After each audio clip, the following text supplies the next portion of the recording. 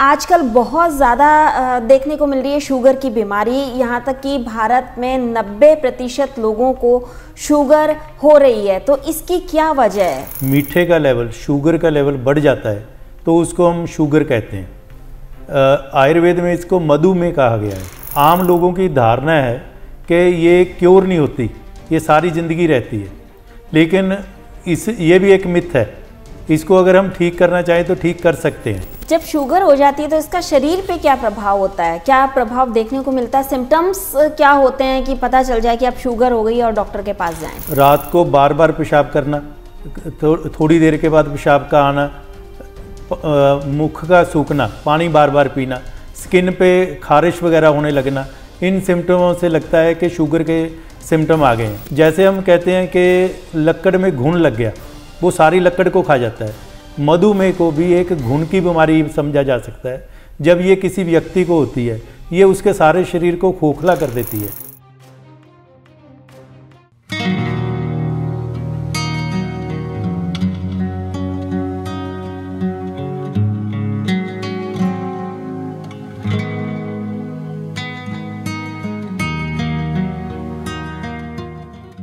नमस्कार, D5 channel Hindi देख रहे दर्शकों का मैं वंदना स्वागत करती हूं। आप देख रहे हैं प्रोग्राम केयर योरसेल्फ और आज हमारे साथ में स्टूडियो में मौजूद हैं डॉक्टर अनिल गर्ग जी, जो कि जिला आयुर्वेदिक ऑफिसर रहे हैं, रिटायर्ड हो चुके हैं। अनिल जी, आपका बहुत बहुत स्वागत है। नमस्कार मैम। डॉक्टर गर्ग, आजकल बहुत ज़्यादा देखने को मिल रही है शुगर की बीमारी। यहाँ तक कि भारत में 90% लोगों को शुगर हो रही है, तो इसकी क्या वजह है? मैम, पहले तो हम ये देखते हैं कि शुगर कहते किसको हैं। आम भाषा में देखें, साइंस को छोड़ दें भी, साइंस में क्यों होती है, क्या है। जब खून के अंदर मीठे का लेवल, शुगर का लेवल बढ़ जाता है तो उसको हम शुगर कहते हैं। आयुर्वेद में इसको मधुमेह कहा गया है। मधु मतलब मीठा, शहद को भी बोलते हैं हम। मेह का मतलब परमेह से आती है, जिसमें पेशाब बार बार आने लगता है, ज़्यादा आने लगता है। इसका मतलब होता है मधुमेह। आम लोगों की धारणा है कि ये क्योर नहीं होती, ये सारी ज़िंदगी रहती है, लेकिन ये भी एक मिथ है। इसको अगर हम ठीक करना चाहें तो ठीक कर सकते हैं, ऐसा नहीं है। लेकिन आदमी के अंदर विल पावर ज़्यादा होनी चाहिए, तभी इसको ठीक किया जा सकता है। एलोपैथी में इसके 2 कारण माने गए हैं। पैंक्रियाज के अंदर बीटा सेल्स होते हैं जो इंसुलिन को बनाते हैं।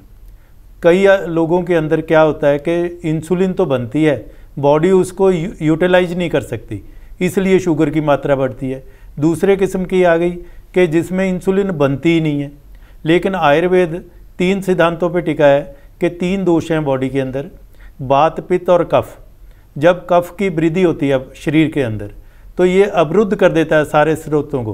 तो जब स्रोत सारे अवरुद्ध हो जाते हैं तो बीमारियों का लगन होता है, तब बीमारियां पैदा होती हैं। तो शुगर भी एक कफ की बीमारी है। जब शुगर हो जाती है तो इसका शरीर पे क्या प्रभाव होता है? क्या प्रभाव देखने को मिलता है? सिम्टम्स क्या होते हैं कि पता चल जाए कि अब शुगर हो गई और डॉक्टर के पास जाएं? रात को बार बार पेशाब करना, थोड़ी देर के बाद पेशाब का आना, मुख का सूखना, पानी बार बार पीना, स्किन पे खारिश वगैरह होने लगना, इन सिम्टमों से लगता है कि शुगर के सिम्टम आ गए हैं। या हम पेशाब करते हैं, वहाँ पे चींटियों का इकट्ठा हो जाना, ये भी एक शुगर के लक्षण है।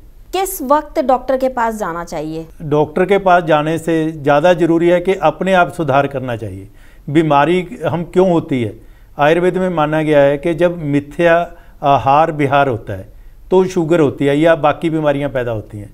अब मिथ्या आहार विहार क्या है? मिथ्या मतलब गलत, आहार का मतलब जो हम खाते हैं, जो हम खाने में लेते हैं वो अब सही ढंग से नहीं लेते। विहार का मतलब है जो हम दिनचर्या करते हैं, सुबह कितने बजे उठते हैं, कैसे दिनचर्या दिन में टाइम व्यतीत करते हैं, रात को कब सोते हैं, इन चीज़ों से बीमारी होती है।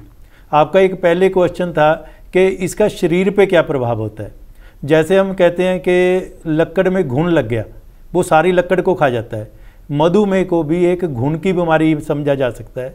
जब ये किसी व्यक्ति को होती है, ये उसके सारे शरीर को खोखला कर देती है। जैसे उसकी आंखों के ऊपर असर करती है, उसको दिखाई देना बंद हो जाता है, कानों पे असर करती है, उसको सुनना कम हो जाता है, गुर्दों पे असर करती है, हर चीज़ पे ये असर करती है। मतलब कोई भी अंग इससे छूटा नहीं रहता है, हर अंग पे कुछ ना कुछ प्रभाव जरूर डालती है। बिल्कुल। जब शुगर हो जाती है तो क्या सावधानियां रखनी चाहिए खाने पीने में खास तौर पर? शुगर में एक सबसे बड़ी चीज़ कही गई है कि जितना हम रुक्ष खाएंगे उतना इसमें फ़ायदा होगा, जितना हम स्निग्ध खाएंगे उतना इसमें नुकसान होगा। अब रुक्ष और स्निग्ध को हम कैसे डिफ्रेंशिएट कर सकते हैं? रुक्ष वो चीज़ें आ गई जिनमें तेल नहीं होता, स्नेह नहीं होता। स्निग्ध में वो आ गई जिनमें तेल घी वगैरह होते हैं, लुब्रिकेटेड होते हैं। जितना हम लुब्रिकेटेड चीज़ें खाएंगे उतना शुगर की बीमारी बढ़ेगी, जितना हम रूखा खाएंगे उतनी ये कम होगी। जैसे हम आम लोगों को सुझाव देते हैं कि आपने चने का आटा खाना है, आपने जौ का आटा खाना है, ये सारी रूखी चीज़ें हैं, रुक्ष चीज़ें हैं। हम इसमें सबसे ज़्यादा प्रेफर करते हैं कि आदमी एक्सर्शन करे, जितनी ज़्यादा से ज़्यादा कर सकता है। सैर को तो हम इसमें बहुत रामबाण मानते हैं कि जितनी वो सैर करेगा उतना जल्दी ठीक हो सकता है। तो ऐसे ही जामुन भी हम इसमें रिकमेंड करते हैं, वो भी खुश्क होती है। जो रुक्ष चीज़ें हैं वो सारा दिन में फ़ायदा करेंगी। कौन सी फल और सब्जियां ऐसी हैं जो खानी चाहिए? फल सब्जियां जो नेचुरल तरीके से पकी हुई फल सब्जियां हैं उनमें से ऑलमोस्ट सारी खाई जा सकती हैं, ऐसा कोई वो नहीं है कि नहीं खानी चाहिए। आम वगैरह को छोड़ दें या जो बहुत ही ज़्यादा मीठापन पे है उसको छोड़ दें, बाकी जो नेचुरल प्रोसेस से सब्जी और फल बना हुआ है उसमें कोई भी रुकावट नहीं है, खाने में कोई भी खाया जा सकता है। वैसे कहा जाता है कि जिनको शुगर होती है उनको कम ग्लाइसेमिक इंडेक्स वाले पदार्थ खाने चाहिए, ये तो हर किसी को पता नहीं होता है। तो आप आम भाषा में बताइए कि क्या सिर्फ मौसम के फल सब्जी खा सकते हैं या उसके अलावा भी कुछ और खाया जा सकता है? देखो, फल सब्जी तो सभी आदमियों को मौसम के अनुसार ही खाने चाहिए। आजकल तो हर मौसम में हर कोई फल आने लग गया है, सब्जी आने लगी है, तो इस हिसाब से इंसान को क्या खाना चाहिए? तो नेट पे भी हम ढूंढ सकते हैं, वैसे भी हम हर किताब में मिलता है कि कौन से सीजन की कौन सी सब्जी है। जरूरी नहीं है कि हमने सारी सब्जियां ही खानी है। हर घर में जो भी बुजुर्ग हैं उनको सारा कुछ पता है कि कौन से सीजन में क्या होता है, हमें वही प्रेफर करना चाहिए। तो उसके बिना दूसरा खाना ही नहीं चाहिए। वैसे अक्सर देखा गया है कि एक पीढ़ी से दूसरी पीढ़ी भी ये जाती है। बिल्कुल जाती है, लेकिन अगर उसके पॉजिटिव माइंड सेट पॉजिटिव हो, हम पॉजिटिवली सोचते हों और अपना शरीर दिनचर्या और आहार विहार सही रखें तो इसको रोका भी जा सकता है। ये कोई हार्ड एंड फास्ट रूल नहीं है, ये पक्की वो नहीं है कि मेरे को है तो मेरे बेटे को भी होगी, उसके बेटे को भी होगी, ऐसा कोई वो नहीं है। अक्सर हो जाती है क्योंकि परिवार में जो लाइफ स्टाइल है, लेजी लाइफ स्टाइल है, वो अगर फादर को है बच्चा भी वैसा हो जाता है, उसका बच्चा भी वैसा हो जाता है। लेकिन अगर हम इसको सही ढंग से चलें, सैर रेगुलर करें, दिन में सोना बंद कर दें, बाकी डाइट का कंट्रोल रखें, रात को लेट ना खाएं, तो इससे बचा भी जा सकता है। कितनी देर सैर करना इसके अंदर अच्छा माना जाता है? 30 मिनट से लेके 60 मिनट तक, आधे घंटे से लेके 1 घंटे तक रेगुलर सैर करना इसमें बहुत ही फायदेमंद है। तो हर व्यक्ति को, जो जिसको शुगर है या नहीं है, उसको सैर तो करनी ही चाहिए। तो शुगर वाले के लिए तो बहुत ज़्यादा ज़रूरी है। क्या कोई स्पेशल डाइट भी लेनी चाहिए? अगर शुगर नहीं है तो उसको नॉर्मल खाना चाहिए और रात को लेट नहीं खाना चाहिए। रात को जितना जल्दी खा ले, सोने से कम 3 घंटे पहले उसको खा लेना चाहिए। ठीक है, मीठा बहुत ज़्यादा नहीं खाना चाहिए। अगर जिसको शुगर हो गई है उसको तो सारी प्रिकॉशन लेनी पड़ेगी, उसको घी वगैरह भी बंद कर देना चाहिए। लुब्रिकेंट जो जितने भी हैं सारे कम से कम लेने चाहिए।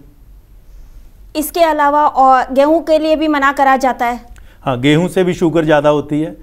तो लेकिन ये नहीं है कि हमने मेडिसिन के पीछे ही भागना है। आयुर्वेद में एक बूटी का नाम है पनीर डोडा। पनीर जो हम घर में खाते हैं, डोडियों की जैसी शक्ल होती है उसकी। पहले दूध को पाड़ने के लिए, दूध से पनीर बनाने के लिए उसको यूज किया जाता था।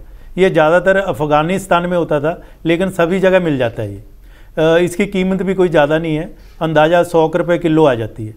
अगर इसके 5 दाने रात को पानी में, 1 गिलास पानी में भिगो के किसी मिट्टी के कुज्जे में रख दें, किसी मिट्टी के बर्तन में रख दें, सुबह उठ कर उसको मिक्स करके उसको मल के पानी पी लिया जाए, तब भी शुगर इससे ठीक हो सकती है। दवाइयों के पीछे हमें भागने की कोई ज़रूरत नहीं है। कहने का मतलब ये है कि बिना मेडिसिन के भी आप शुगर को ठीक कर सकते हैं। एलोपैथिक मेडिसिन, कोई भी मेडिसिन, ये तो जड़ी बूटियाँ, इनको हम मेडिसिन ना लें। अगर हम ऐसे ही देखेंगे तो जीरा, धनिया, सौंफ, हल्दी हम ये किचन में यूज करते हैं। है तो ये भी मेडिसिन, लेकिन ये रूटीन की चीज़ें हैं, इनको हम मेडिसिन में नहीं ले सकते। ऐसे ही पनीर डोडे को भी हम एज ए मेडिसिन नहीं लेते, ये एक जर्नल खुराक है जो हम लेते हैं, तो इसको मेडिसिन ना गिना जाए। मैं तो हर तरह की मेडिसिन के खिलाफ हूँ। मैं तो ये चाहता हूँ कि अगर अपना रहना सहना खान पान सही किया जाए, प्रॉपर सैर की जाए, तो ये शुगर ऐसे भी ठीक हो सकती है। इसके लिए डे प्लान क्या होना चाहिए? अर्ली जल्दी उठना चाहिए आदमी को। उठ के सुबह सारा कुछ, सबसे पहले पानी से शुरुआत करनी चाहिए। बासी मुंह जो हम बोलते हैं, बिना कुरला किए बिना किए पानी पीना चाहिए। उसके बाद सैर करनी चाहिए। ताज़ा ब्रेकफास्ट वगैरह जो सुबह खाना है वो फ्रेश होना चाहिए, बासी ना खाया जाए। और दोपहर को भी हो सके ताज़ा ही लिया जाए। रात को जो खाना चाहते हैं हम वो 7 पौने 7 तक खा लिया जाए, ताकि वो सोने से पहले पहले डाइजेस्ट हो जाए। तो अगर वो डाइजेस्ट हो गया तो आधी से ज़्यादा बीमारियों से बच सकते। इसकी आयुर्वेदिक मेडिसिन क्या हैं? आयुर्वेद में बहुत सारी मेडिसिन जाती हैं, जैसे रॉ मटेरियल में देखें, गुडमार बूटी हो गया, करेले हो गया, जामुन होगी, मेथे हो गया, या मार्केट में देखें तो बहुत ब्रांडेड कंपनीज की आती हैं, जैसे डाइबिकॉन आती है, मधुमेहारी योग आती है। लेकिन हम इन चीज़ों पे जाने के बजाय डाइट पे ही ध्यान दें। करेले हम खा सकते हैं, जामुन खा सकते हैं, इन चीज़ों पे ध्यान देना चाहिए। जो जामुन हम खाते हैं या जो जामुन की गुठली होती है वो शुगर वालों के लिए बहुत अच्छी मानी जाती है। जामुन की गुठली को पीस के उसका पाउडर बना करके कितनी मात्रा में खाना चाहिए? कोई भी चूरन है, आयुर्वेद में उसकी मात्रा बताई गई है 2 से 2.5 ग्राम सुबह, 2 से 2.5 ग्राम शाम को। चूरन हर चूरन ही इसी क्वांटिटी में लेनी चाहिए। करेले का जूस पीने की जो बात की जाती है तो वो कितना पीना चाहिए? अगर 2-3 चम्मच भी हम पी लें रोज तो सफिशेंट है, इतने में भी आदमी ठीक हो सकता है। इसके अलावा आयुर्वेद में काढ़ों की बात की जाती है, तो काढ़े कौन कौन से पिए जा सकते हैं? नहीं, काढ़ों में भी यही चीज़ें पड़ेंगी। जैसे हम काढ़ा कोई एक्स्ट्रा चीज़ नहीं है कि काढ़े में पता नहीं क्या डाल दिया, पत्तियों को डाल करके जो बनाया जाता है। उसमें भी गुड़मार बूटी होगी, ये जामुन होगी, करेला हो गया, इन्हीं चीज़ों का काढ़ा होगा।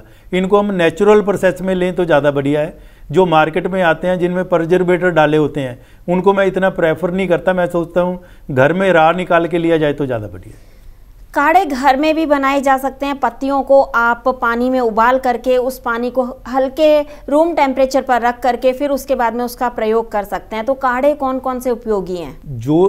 जिन जड़ी बूटियों से हम शुगर को ठीक करते हैं, जैसे गुड़मार होगी, जामुन होगी, करेला हो गया, ये सारे के सारे इन चीज़ों से काढ़े बना के हम खुद यूज कर सकते हैं। क्या नीम जो होता है उसकी पत्ती का काढ़ा भी बना के पिया जा सकता है? पिया जा सकता है, लेकिन सही मात्रा में। ये नहीं कि बहुत ज़्यादा ले लिया जाए। मात्रा कितनी होनी चाहिए? 2 से 3 चम्मच से ज़्यादा नहीं उसका वो होना चाहिए। डॉक्टर गर्ग, क्या कोई और सावधानियां हैं जो शुगर के रोगियों को रखनी बहुत ज़रूरी हैं? दिन में सोना उनको अवॉइड करना चाहिए, नहीं सोना चाहिए। रात को बहुत देर तक नहीं जागना चाहिए। रात का खाना टाइम पे खा लेना चाहिए और सैर उनको रेगुलर करनी चाहिए। मीठा कम से कम या ना मात्रा में खाना चाहिए। ये सारी प्रिकॉशन उन्हें लेनी चाहिए। क्या सूखे मेवे खाए जा सकते हैं? बिल्कुल खाए जा सकते हैं, उनका कोई नुकसान नहीं है। जितने डाइजेस्ट हो जाएं, जितनी आपकी आप पाचन कर सकते हैं, पाचक शक्ति जितनी है उतने ही खाने चाहिए, एक्सेस में नहीं खाने चाहिए। कई बार कहा जाता है कि आप अंजीर या मीठे मेवे जो होते हैं वो ना खाएं, तो क्या ये सही है?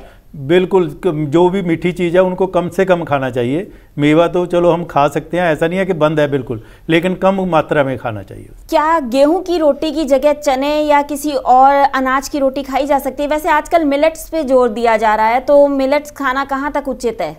नहीं, उनसे ज़्यादा फायदा होता है। गेहूं की रोटी से नुकसान होता है, और चने और जौ तो सबसे ज़्यादा बढ़िया काम करते हैं इसके। डॉक्टर गर्ग, आप यहाँ आए, आपका बहुत बहुत धन्यवाद। धन्यवाद। अगले एपिसोड में आपसे फिर मुलाकात होगी, तब तक के लिए नमस्कार।